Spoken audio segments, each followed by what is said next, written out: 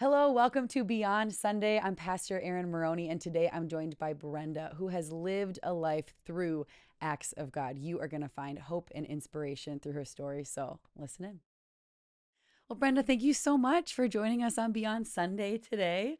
First of all, I'd love to just have you introduce yourself, tell a little bit about who you are. Yeah, I'm Brenda Shelby. I attend at Northfield and live in Northfield. Let's go. Yes, I have been involved and attended off and on at Hosanna since about 1992. Wow, that's Yeah, amazing. Would you yeah, just mind it's sharing more good. about that with Well, us? so I That's grew up incredible. in Wyoming, um, moved from there to Fort Collins, Colorado, where I used to just pinch myself and say, wow, I get to live here. I have Yeah. lived in some beautiful places. And I had someone in my life at that time who was trying to do better for themselves, and um, they were involved in AA. Okay. And I would go with them because I thought it was my mission to fix them. Oh, So yes. then I would go and absorb the information. Mm, And then I found that that program was for me mm, because I needed to learn how to grow up. I mm, needed to learn how to take responsibility for my life. I didn't really know how, yeah. but I knew what a mess I was in. And through the 12 steps, hmm then I was able to realize I got a problem. I can't Wow. fix it. But I know there's one who could, and he would if Mm, he were sought. And you have to choose it with, I had to choose it with everything that I had. mm, So I worked the program hard. mm. And then I went to see my brother in Arizona. I was on a flight coming home back to Colorado, and I had been reading a book that was a Lutheran pastor's Hmm. just crazy experience of miracles and encounters with God. And all I can say, I wish I could find the right sort of words Mm. because it's so difficult to describe when you feel the glory of God descending on you Yeah. in real words. Yeah. What does that even look like? Mm. For me, I couldn't wait to get off that airplane, Yeah. go to the phone, Mm. call a pastor that I knew when I was attending off and on in Casper, and just say, what do I do? Where do I go? I don't even know. I'm feeling so drawn and so called into something. Mhm. So all of that led to a point where I quit my job. But I have a vivid memory of what I could fit in my Nissan Pathfinder and leaving Fort Collins, looking at it in my rearview mirror and Wow. just the highway in front of me. And I was headed toward Holden Village, which Okay. is a kind of a Lutheran Christian camp, if you will, but it's a village Okay. in the Cascade Mountains of Washington. And I got there, and the second day I was there, I'm working my little volunteer job, and I encountered this couple from Mhm. Iowa, Mm. and I thought, Iowa. I don't even know where Iowa is really. Who does? Just Don't kidding. think I ever booked a ticket for anybody to fly to Iowa.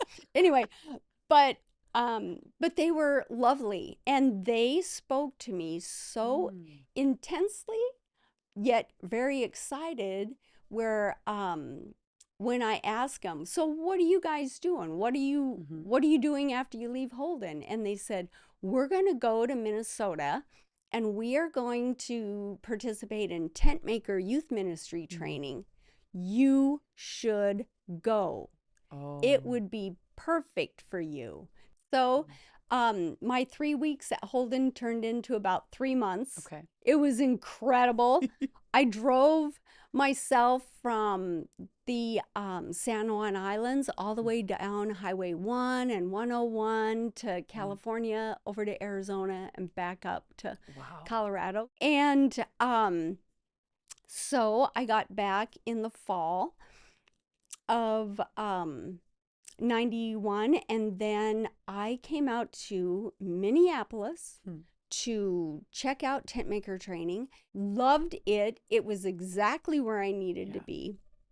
So, and I thought, it's a 7-week training. I can do this because it's all inside. You don't want to be outside. Yeah. So I thought, I can do this. And the thing is, you're going to be placed in a church for 2 years, but you don't know where it's going to be. Yeah. And I just thought, I love this. I don't know where I'm going to be. I'll go wherever. Well, hopefully not here. I got placed at a church in Lakeville. Yeah. Lakeville. And I thought, okay, so it'll be 2 years. It was the best. And they said, there's even a ski run.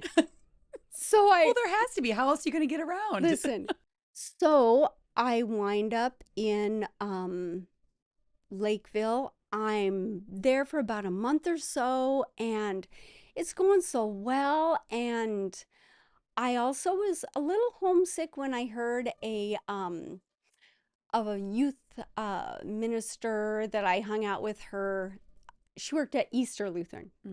And she said, I'm going to go to a David Wilcox concert at the Guthrie Theater in Minneapolis. And I said, oh, David Wilcox, can I go? I'll get my own ticket. Can I just ride with you? I had seen him so many times in Colorado, and I got my ticket. I went to the Guthrie, sat down, and I was talking with people around me, which of course I do if you know me. And then David came on, and it was so good. He was so great, and just cold drink of water for a parched me. Singing about the mountains and everything else. Yeah. I won't go too much into his music except to say it's so inspiring and so creative and wonderful. So that's what I was thinking about as I left. And then within weeks, I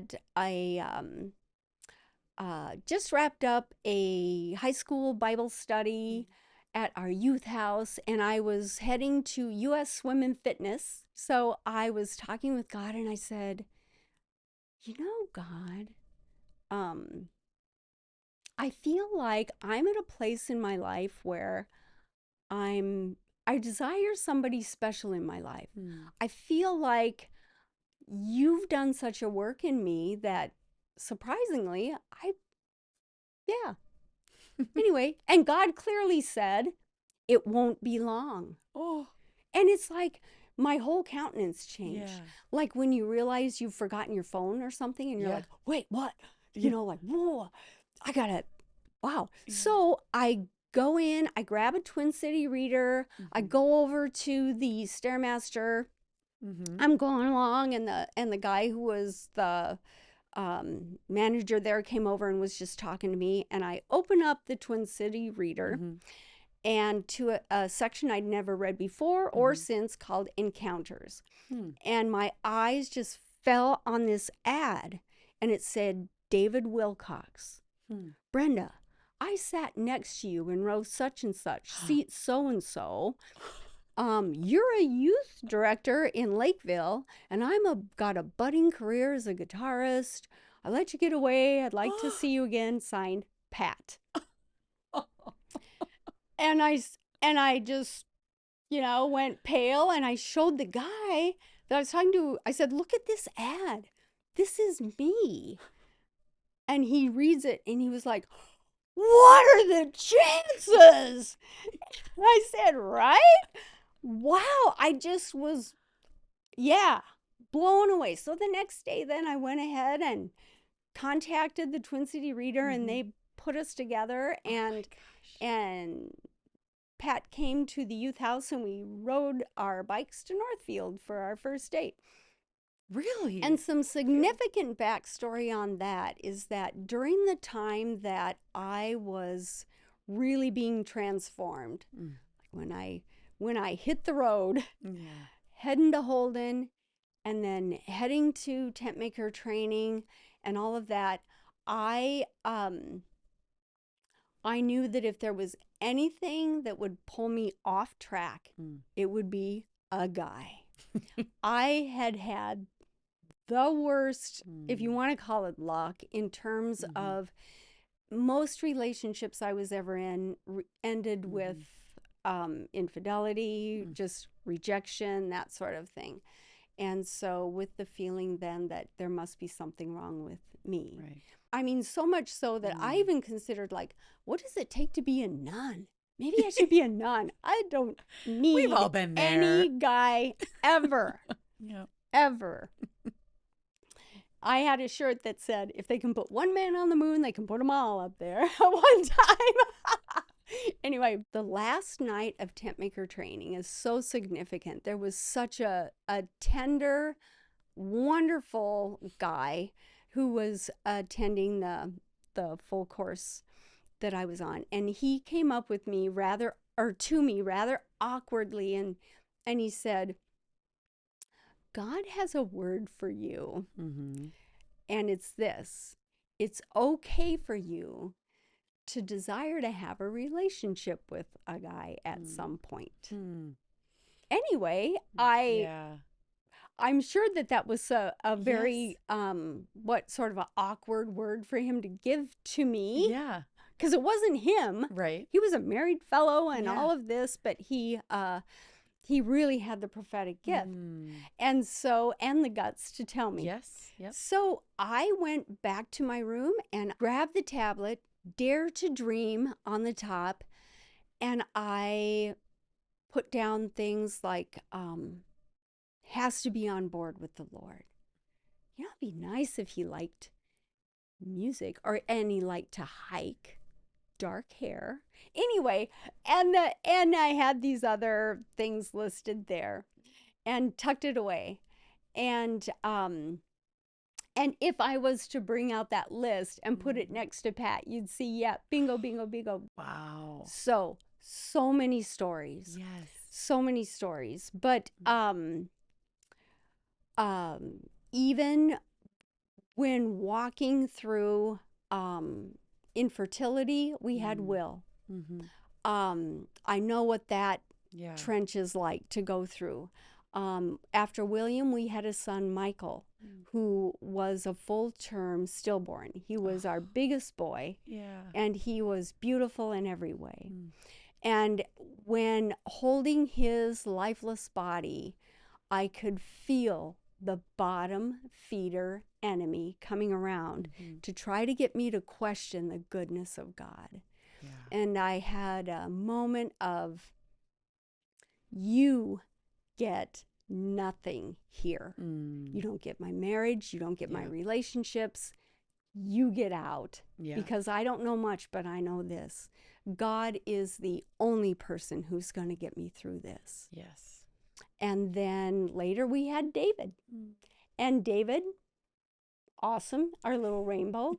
Anyway, I've seen so many miracles. And I guess to end, I would say that the lesson that really I have learned is, like, the way that Jesus approached me was like the way he approached the man at the healing pool in John 5. Yes. Do you want to be healed? Yes. He asked the man a yes or a no question. And throughout that story, it was excuse after excuse and blaming and blaming. And there's just no excuse that's going to get in my way from not choosing to just surrender to God every day. Yes. Yeah. Well, thank you, Brenda, so much for sharing that with us. And I do think your hope for today was to give people hope, and your story does that, and your countenance does that, and your faith in a good God does that. So thank you so much. Yeah. Thank you. Thank you. Yeah. And thank you all for listening. I hope you did find hope and inspiration there. Share this with friends or family, and come find Jesus. He is waiting. Thanks for watching.